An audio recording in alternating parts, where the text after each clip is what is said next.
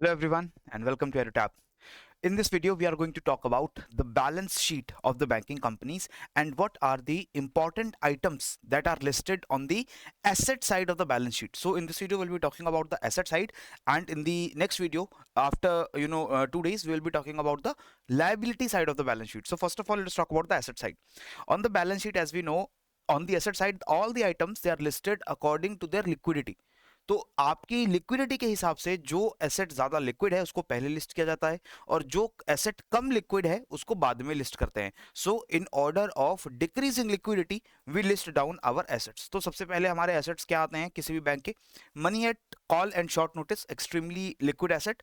सो ये inter bank borrowings होती हैं जो 1 से लेकर 14 दिन के लिए बैंक्स दूसरे बैंक से लोन लेते हैं in order to manage their short term funds. तो शॉर्ट टर्म फंड्स की अगर कुछ मिसमैचिंग होती है तो इसलिए छोटे मोटे उधार जो है वो एक बैंक दूसरे बैंक से लेते हैं, राइट.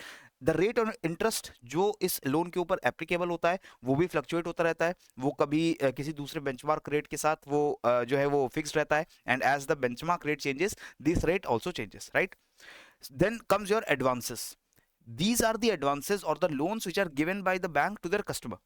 ठीक है, ये भी बैंक के एसेट है क्योंकि बैंक ने जो लोन दूसरे बैंक्स को दिए थे वो तो उसका money at call and short notice आ गया. ये बहुत लिक्विड है क्योंकि उनको पता है कि दूसरा जो बैंक है वो उनके पैसे वापस करेगा ही. But if we talk about other advances that are given to the customers, now these are again liquid but not that liquid. तो उसके बाद हम लोन्स देखेंगे यहाँ पर जो कस्टमर्स को दिए जाते हैं, इसके ऊपर इंटरेस्ट इनकम आती है.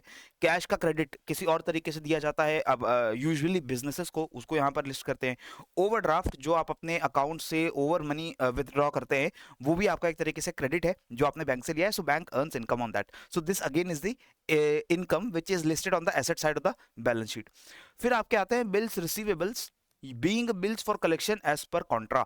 तो ये वो बिल्स हैं जो बैंक्स ने डिस्काउंटिंग के लिए अपने कस्टमर से खरीद लिए हैं. ठीक है, सो जैसे हमने पढ़ा है ना कि जो बिल्स ऑफ एक्सचेंजेस होते हैं you can get them discounted from a bank. तो जब आप बैंक पर जाकर बिल को इन कैश करवा लेते हो तो वो जो बिल है वो बैंक का बिल बन जाता है. The bank becomes holder of the bill and on the due date maturity date of the bill the bank will go and take the payment of the bill. तो जितने bills पड़े हुए हैं वो भी बैंक के लिए क्या है? एसेट है. तो उसको हम उसके बाद लिस्ट करते हैं. इनकी लिक्विडिटी का ऑर्डर थोड़ा और कम है because you are not sure whether the payee payer will pay the bill or not. इसके बाद आता है हमारा acceptance endorsements and other obligations. These are other liabilities which the bank has assumed on behalf of the customer.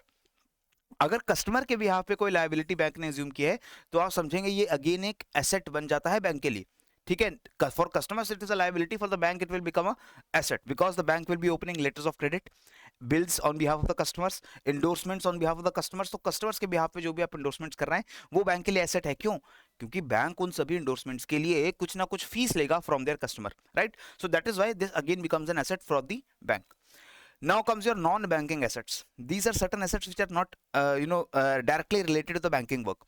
तो ये जैसे कि for example, in case of failure on the part of the loanee to repay the loans, the bank may have to take possession of its assets. Mortgage पे जो आपने property अगर loan लेते वक्त कुछ मॉर्गेज दिया है, कोई प्रॉपर्टी वहां पर आपने गिरवी रखी है, कोई सिक्योरिटी बैंक को दी है, तो वो सिक्योरिटी बैंक यूज करेगा. अगर लोन डिफॉल्ट कर जाता है तो bank will try to recover their money. So this recovery it will be listed under non banking asset. तो अगर मैंने लोन लिया है and I have mortgaged my real estate property and I default on the loan and the bank takes control of my real estate property, तो उस property को जो bank बेचेगा तो उसको लोन रिकवर करने में मदद मिलेगी. तो ये जो प्रॉपर्टी बैंक ने अपने कब्जे में ले ली है this will become an asset for the bank but it will be a non banking asset. ठीक है, द प्रॉफिट और loss which is incurred after the disposal of such asset should be disclose separately. तो यहाँ पर जो भी property या कोई भी ऐसी एसेट जो बैंक कब्जे में ले रहा है उसको जब वो डिस्पोज करेगा, सेल करके मनी रिकवर करेगा, तो उसमें जो भी प्रॉफिट या लॉस बनेगा उसको हम अलग से शो करेंगे. ठीक है, इसके बाद gold and silver. These are very solid investments. जो गोल्ड जो है वो इन्वेस्टमेंट के अंडर आता है एंड सिल्वर जो है वो दूसरे अदर एसेट्स के अंडर उसको लिस्ट किया जाता है. तो गोल्ड को इन्वेस्टमेंट के अंदर लिस्ट करते हैं एंड सिल्वर को अलग से हम अदर एसेट्स दिखा करके लिस्ट डाउन करते हैं. Then comes your lockers and safe deposit vaults. These are assets and are included under furniture of the bank, क्योंकि ये बैंक के एसेट हैं. कस्टमर्स ने वो एसेट जो है बैंक में डिपॉजिट करवा कर रखे हैं and all this deposit is considered as an asset by the bank. Then branch adjustment account.